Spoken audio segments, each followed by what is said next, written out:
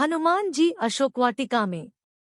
हनुमान जी सीता की खोज के अपने निश्चय पर अडिग हो गए। उन्होंने प्रण कर लिया कि जब तक मैं यशस्विनी श्री रामपत्नी सीता का दर्शन न कर लूंगा तब तक इस लंकापुरी में बारंबार उनकी खोज करता ही रहूंगा। इधर यह अशोकवाटिका दृष्टिगत हो रही है, जिसके भीतर अनेक विशाल वृक्ष हैं। इस वाटिका में मैंने अभी तक अनुसंधान नहीं किया है, अतः अब इसी में चलकर जनक कुमारी वैदेही को ढूंढना चाहिए। वह अशोक वाटिका चारों ओर से ऊंचे परकोटों से घिरी हुई थी। आता वाटिका के भीतर जाने के उद्देश्य से हनुमान जी उसकी चहारदीवारी पर चढ़ गए। चहारदीवारी पर बैठे हुए उन्होंने देखा कि वहां साल, अशोक, नीम और चंपा के वृक्ष भली भांति खिले हुए थे। बहुवार, नागकेसर और बंदर के मुंह की भांति लाल फल देने वाले आम भी पुष्प मंजरियों से सुशोभित हो रहे थे। अमराइयों से युक्त वे सभी वृक्ष शतशत लताओं से आवेष्टित हो रहे थे। हनुमान जी प्रत्यंचा से छूटे हुए बाण के समान उछले और उन वृक्षों की वाटिका में जा पहुंचे। वह विचित्र वाटिका स्वर्ण और रजत के समान वर्ण वाले वृक्षों द्वारा सब ओर से घिरी हुई थी और नाना प्रकार के पक्षियों के कलरव से गुंजायमान हो रही थी। भांति भांति के विहंगमों और मृगसमूहों से उसकी विचित्र शोभा हो रही थी। वह विचित्र कानों से अलंकृत थी और नवोदित सूर्य के समान अरुण रंग की दिखाई देती थी।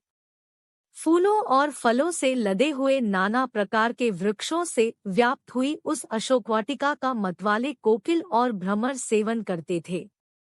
मृग और द्विज पक्षी मदमत्त हो उठते थे। मतवाले मोरों का कलनाद वहां निरंतर गूंजता रहता था। वाटिका में जहां तहां विभिन्न आकारों वाली बावड़ियां थी जो उत्तम जल और मणिमय सोपानों से युक्त थी। जल के नीचे की फर्श स्फटिक मणि की बनी हुई थी और बावड़ियों के तटों पर तरह तरह के विचित्र सुवर्णमय वृक्ष शोभा दे रहे थे। उनमें खिले हुए कमलों के वन, चक्रवाकों के जोड़े, पपीहा, हंस और सारस वहां की शोभा बढ़ा रहे थे। उस अशोकवाटिका में विश्वकर्मा के बनाए हुए बड़े बड़े महल और कृत्रिम कानन सब ओर से उसकी शोभा बढ़ा रहे थे। तदंतर महाकपि हनुमान ने एक सुवर्णमय शिंशपा अशोक वृक्ष देखा जो बहुत से लतावितानों और अगणित पत्तों से व्याप्त था तथा सब ओर से सुवर्णमय वेदिकाओं से घिरा था। महान वैक्षाली हनुमान जी उस अशोक वृक्ष पर यह सोचकर चढ़ गए कि मैं यहीं से श्री रामचंद्र जी के दर्शन के लिए उत्सुक हुई विदेहनंदिनी सीता को देखूंगा जो दुहक से आतुर हो इच्छानुसार इधर-उधर आती होंगी। यह प्रातःकाल की संध्योपासना का समय है और संध्याकालिक उपासना के लिए वैदेही अवश्य ही यहाँ पर पधारेंगी। ऐसा सोचते हुए महात्मा हनुमान जी नरेंद्र पत्नी सीता के शुभागमन की प्रतीक्षा में तत्पर हो उस अशोक वृक्ष पर छिपे रहकर उस संपूर्ण वन पर दृष्टिपात करते रहे। उस अशोक वाटिका में वानर शिरोमणि हनुमान ने थोड़ी ही दूर पर एक गोलाकार ऊंचा 1000 खंभों वाला गोलाकार प्रासाद देखा जो कैलाश पर्वत के समान श्वेत वर्ण का था। उसमें मूंगे की सीढ़ियां बनी थी तथा तपाए हुए सोने की वेदियां बनाई गई थी। उनकी दृष्टि वहां एक सुंदरी स्त्री पर पड़ी जो मलिन वस्त्र धारण किए राक्षसियों से घिरी हुई बैठी थी। अलंकार शून्य होने के कारण वह कमलों से रहित पुष्करिणी के समान श्रीहीन दिखाई देती थी। वह शोक से पीड़ित, दुहक से संतप्त और सर्वथा क्षीणकाय हो रही थी। उपवास से दुर्बल हुई उस दुखिया नारी के मुंह पर आंसुओं की धारा बह रही थी। वह शोक और चिंता में मग्न हो दीन दशा में पड़ी हुई थी एवं निरंतर दुहक में ही डूबी रहती थी। काली नागिन के समान कटी से नीचे तक लटकी हुई एकमात्र काली वेणी द्वारा उपलक्षित होने वाली वह नारी बादलों के हट जाने पर नीली वनश्रेणी से घिरी हुई पृथ्वी के समान प्रतीत होती थी। हनुमान जी ने अनुमान किया कि होन्हो यही सीता है। इन्हीं के वियोग में दशरथनंदन राम व्याकुल हो रहे हैं। यह तपस्विनी ही उनके हृदय में अक्षुण्ण रूप से निवास करती है। इन्हीं सीता को पुनः प्राप्त करने के लिए रामचंद्र जी ने वाली का वध करके सुग्रीव को उनका खोया हुआ राज्य दिलाया है। इन्हीं को खोज पाने के लिए मैंने विशाल सागर को पार करके लंका के भवन अट्टालिकाओं की खाक छानी है। इस अद्भुत सुंदरी को प्राप्त करने के लिए रघुनाथ जी सागर पर्वतों सहित यदि संपूर्ण धरातल को भी उलट दे तो भी कम है।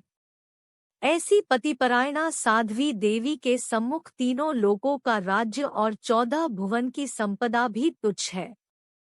आज यह महापतिव्रता राक्षसराज रावण के पंजों में फंस कर असह्य कष्ट भोग रही है।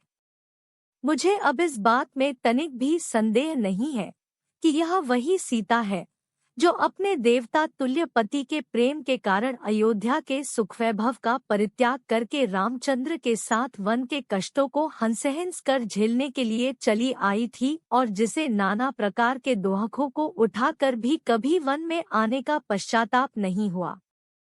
वही सीता आज इस राक्षसी घेरे में फंस कर अपने प्राणनाथ के वियोग में सूख सूख कर कांटा हो गई है, किंतु उन्होंने अपने सतीत्व पर किसी प्रकार की आंच नहीं आने दिया। इसमें संदेह नहीं, यदि इन्होंने रावण के कुत्सित प्रस्ताव को स्वीकार कर लिया होता तो आज इनकी यह दशा नहीं होती। राम के प्रति इनके मन में कितना अटल स्नेह है, यह इसी बात से सिद्ध होता है कि ये न तो अशोकवाटिका की सुरम्य शोभा को निहार रही है और न इन्हें घेर कर बैठी हुई निशाचरियों को। उनकी एकटक दृष्टि पृथ्वी में राम की छवि को निहार रही हो।